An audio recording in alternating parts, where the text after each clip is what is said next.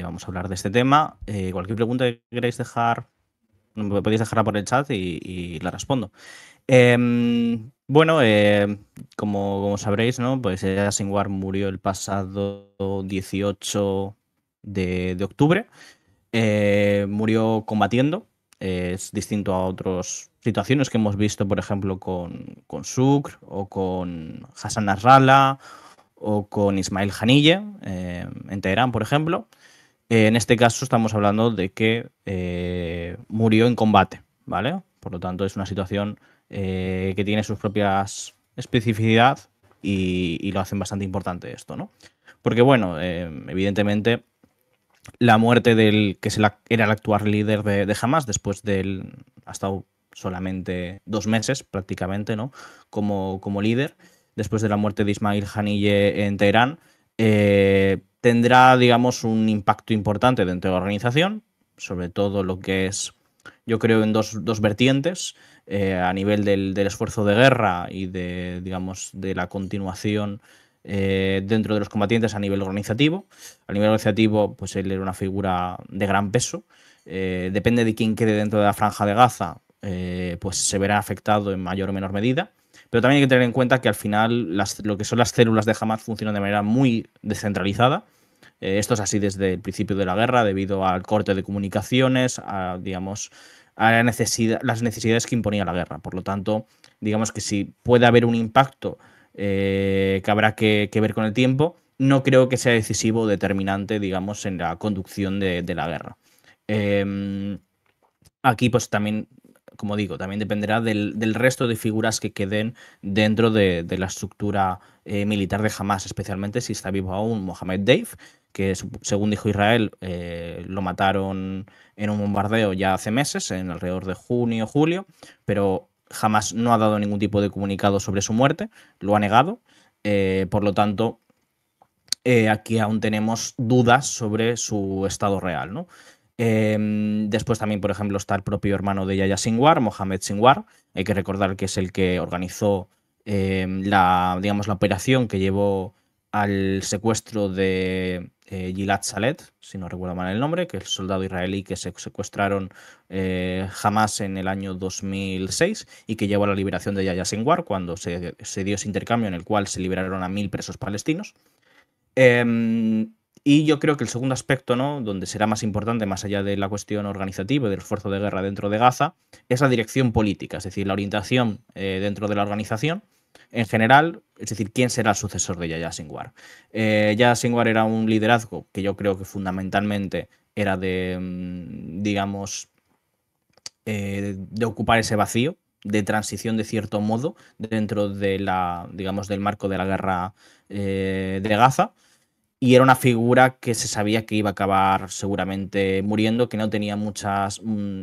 Vamos, era, como dijo Israel, un hombre muerto andando, porque era uno de los objetivos principales de Israel dentro de la guerra y no iba a abandonar la franja de Gaza. Él no tenía digamos, ninguna voluntad de ello. Entonces, pues bueno, dentro de la orientación política de Hamas sí que será importante a nivel de si se impone, digamos, el ala militar, que es, por así decir, la que venía predominando con Yahya Sinwar y en el contexto desde el 7 de octubre. Esta rama, pues podría ser alguien como Dave, pues si está vivo, podría ser alguien como el propio hermano de Yahya Sinwar, o podría ser algunos de sus colaboradores cercanos, como el que ha estado conduciendo las negociaciones durante los últimos meses. Este sector, pues bueno, evidentemente buscará principalmente no tener compromisos y negociar siempre con Israel en posiciones que puedan ser más favorables, más de fuerza. Mientras que la otra opción sería que se impusiera el liderazgo en el exterior. El liderazgo exterior desde 2017 viene debilitándose. Históricamente ha sido el que dirigía a toda la organización y mantenía, digamos, lo que era la militar muy controlada, mientras que a partir de que tomen el poder en la franja de Gaza y poco a poco la figura, bueno, Sinwar, digamos, representa ese cambio de orientación, pero no es una cosa solamente de la persona, ¿no? Es una cuestión de dinámicas mucho más amplias dentro de la organización, dentro del hecho de gobernar un territorio. Pues si se impusiera ese liderazgo externo, por ejemplo, se ha hablado de Khaled Mesal. Khaled Mesal fue líder de Hamas hasta 2017, si no recuerdo mal, de 2005 a 2017. Em, Fue, bueno, un líder que es verdad que orientó a Hamas a una posición menos islamista, más nacionalista y sobre todo, digamos, la gran marca, una de las grandes marcas que dejó dentro de la organización, más allá de la cuestión eh, del nuevo manifiesto político de la misma, fue el tema de la orientación geopolítica y el traslado, ¿no? De la sede de Hamas en el exterior de Damasco, abandonando Siria durante la guerra civil, posicionándose con los rebeldes, a Qatar, ¿no? Y esa mayor cercanía a Turquía. De hecho, él ahora mismo reside en Turquía. Yo dudo que él sea quien suceda como líder, porque es alguien que lleva muchos años ya retirado, es alguien que no está dentro de la organización al mismo nivel que otras personalidades y que además ya tuvo su momento como líder. Pero digamos que si ese sector en general, ¿no? Más allá de la persona, se impusiera, pues digamos que se podría plantear una vía seguramente más de negociación y eso podría afectar evidentemente al propio esfuerzo de guerra. Pero bueno, realmente sobre lo que mucha gente se está preguntando, ¿no? Es el tema de qué significa la muerte de Yahya Sinwar. Y yo pienso que la cuestión de la muerte de Yahya Sinwar no tiene tanta importancia a nivel de la dirección de la guerra y el futuro político de la organización, sino en cuanto a la lucha, digamos, por el legado. Como estamos viendo, ya inmediatamente después de su muerte, precisamente ese era el tema de debate, ¿no? El tema que se ha puesto encima de la mesa, porque principalmente Israel, cuando difundió esas imágenes, ¿no? Que supongo que la mayoría visteis, nosotros las subimos y explicamos, digamos, en el contexto de su muerte en esos combates, precisamente, pues bueno, quienes por un lado lo señalan como la muestra de su derrota, la humillación, la situación, digamos, de acorralamiento, que ya no le quedaba nada. Eso, digamos, fue el mensaje que envió principalmente Israel, el que intentó difundir. Y digamos em, que el Yahya Sinwar, ¿no? Se presentó como bueno, el arquitecto del 7 de octubre. No está claro que lo fuera.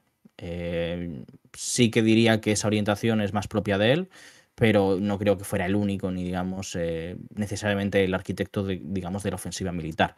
Ahí quizá tuvo un papel más importante Mohammed Deif, pero es verdad que Israel, digamos, ha querido promocionar mucho esa idea. De cierto modo ha querido crear un aura, una imagen alrededor de Sinwar, ¿no? Que en parte le precede, pero que también, digamos, han querido elevar mucho para crear un enemigo público, ¿no? Un enemigo muy claro de Israel. Em, entonces, pues bueno, yo creo que eso, por un lado, esta imagen que es la que quiere transmitir Israel, y es lo que explica además que hayan publicado esos vídeos, básicamente porque es como lo entiende Israel.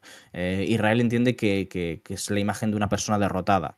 Israel quiere transmitir esa idea y es también el consumo interno que está dando, ¿no? Que es la imagen de su victoria. Pero, sin embargo, ¿no? En contra de estas apariencias, de este resultado que algunos pueden ver en lo que ocurrió el pasado 18 de octubre, muchos precisamente están señalando, ¿no? Y yo me incluyo, el hecho de que esas imágenes lo que muestran, digamos, esa perseverancia, esa resistencia a la ocupación israelí. Y eso es lo que yo creo que especialmente van a ver muchos palestinos. Hay que recordar que la popularidad de Yahya Sinwar estaba muy alta, era muy elevada ya durante el último año. Era el único que en unas elecciones se planteaba la posibilidad de vencer a Marwan Barghouti, que es el líder palestino más popular. Así que seguramente Yahya Sinwar era el segundo líder más popular de toda Palestina en las circunstancias actuales. Y yo creo que su imagen va a quedar incluso, digamos, su legado va a quedar mucho más reforzado durante los próximos años. Es verdad que evidentemente se va a hablar de si supuso un error la inundación al Aqsa, ¿no?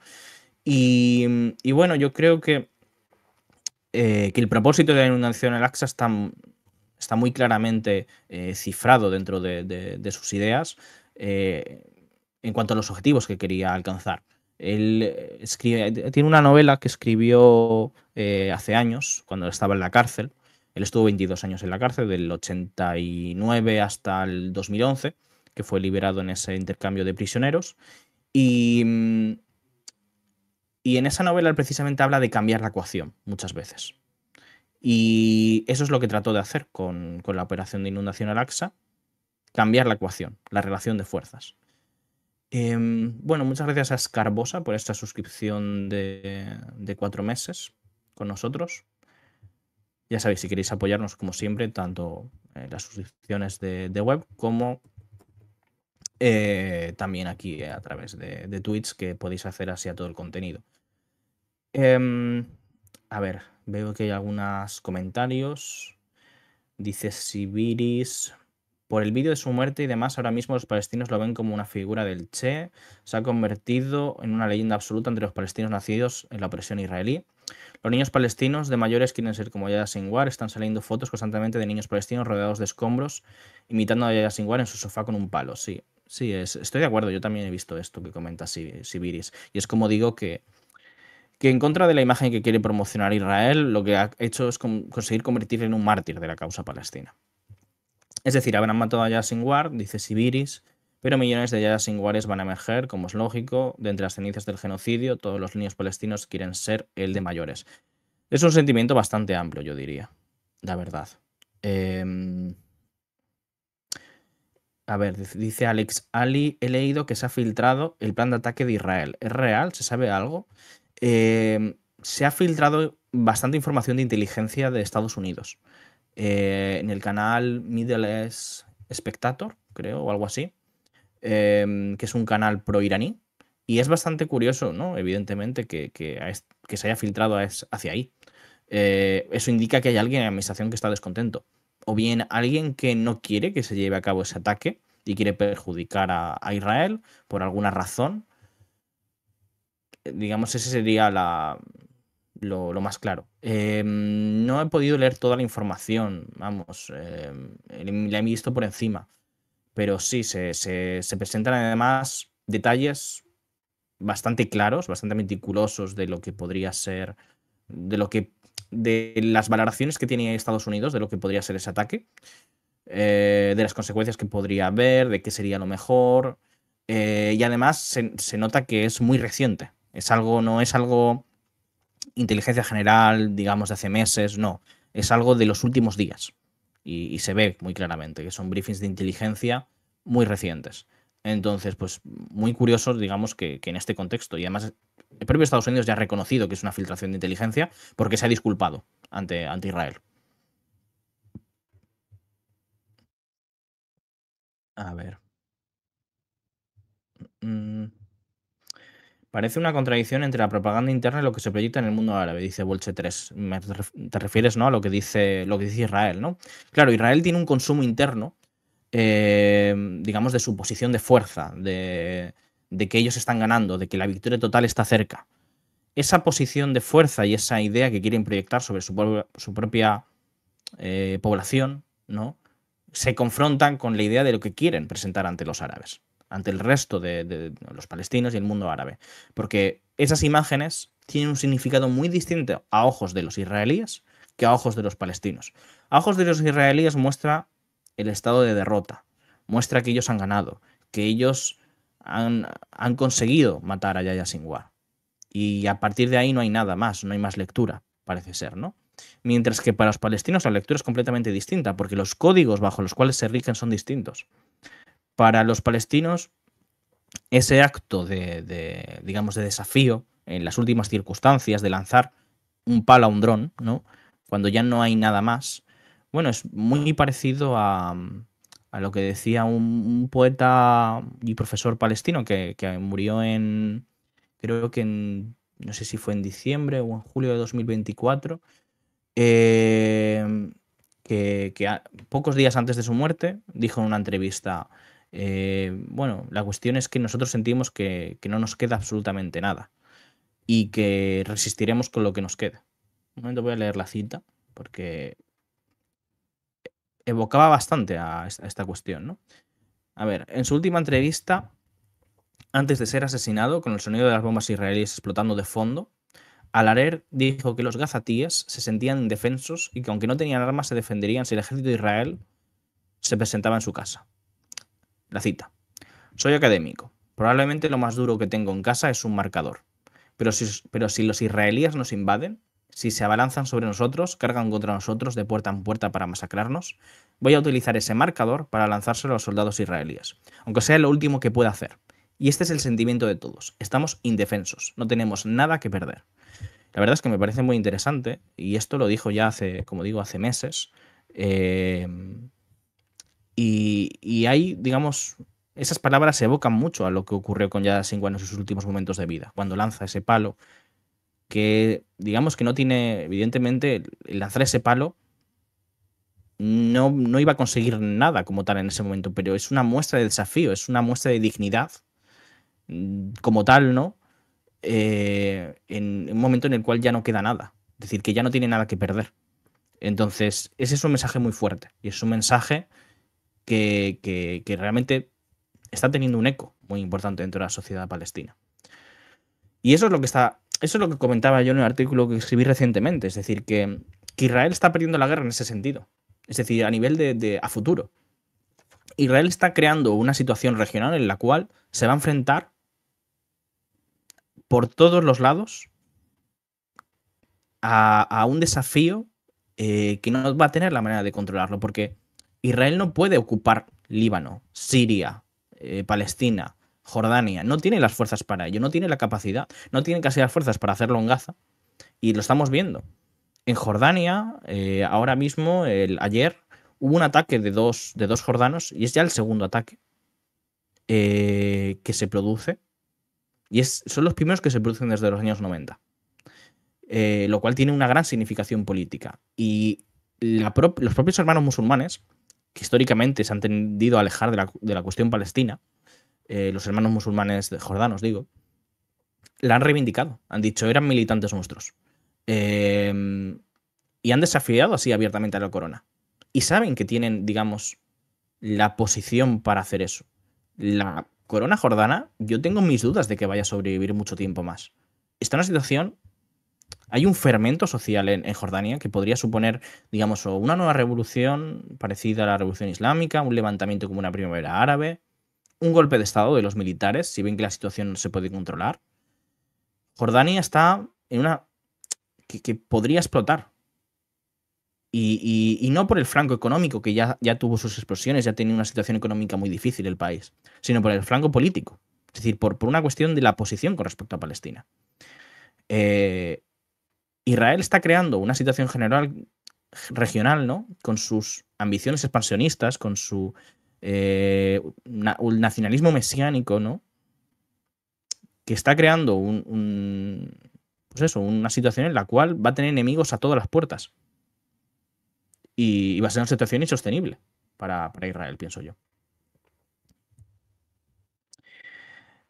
Urdazi, cada vez que Israel asesina a un dirigente de Hamas, no crea más militantes. ¿Tiene sentido esa estrategia?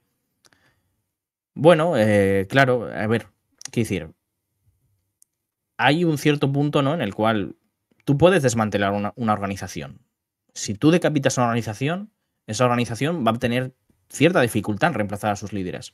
Líderes como Yahya Sinwar son difíciles digamos, de formar. Yahya Sinwar hay que tener en cuenta que él sabía hebreo, por ejemplo, sabía mucho de historia. Él estudió mucho. Cuando estuvo en prisión en Israel, dio un mogollón de cursos en la Universidad Abierta de Israel. Eso en 2011 se prohibió. Ahora los presos palestinos no pueden ir a la universidad a distancia, dentro de que estén en la prisión israelí. Eso cambia las cosas, es decir, la educación política de los presos palestinos ya no es la misma, el nivel de organización interno ya no es el mismo, tiene que ser más clandestino, las circunstancias son mucho más difíciles. Es decir, la estrategia de matar al liderazgo palestino no es que no tenga efectos. Es verdad que surgen más militantes.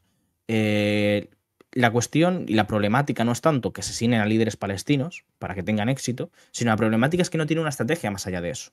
Es decir, que más allá de la victoria táctica del momento, de haber conseguido desmantelar una célula, de haber conseguido desmantelar al liderazgo, porque es que esto ya lo hicieron en 2004, durante la segunda intifada, Israel se cargó al conjunto de liderazgo de Hamas. Mató a su líder, Ratinsi, también mató al que era, bueno, los 90 al ingeniero, que era el que llevaba, digamos, la cuestión de los atentados suicidas y todo el tema del ala militar. Eh, y hubo un nuevo liderazgo que lo reemplazó. Es decir, el problema de Israel no son sus victorias tácticas, su capacidad de matar al liderazgo palestino, sino su incapacidad digamos, de dar una solución política a la situación. Pero bueno, es decir, hacia dónde se está decantando más Israel, claramente, es hacia la posición, digamos, de la limpieza étnica. Y esa sí que es otra solución posible. Digamos, su manera de despachar la cuestión palestina. Y es. En los años 40 y 30. Los años 40 ya lo decían los propios líderes sionistas.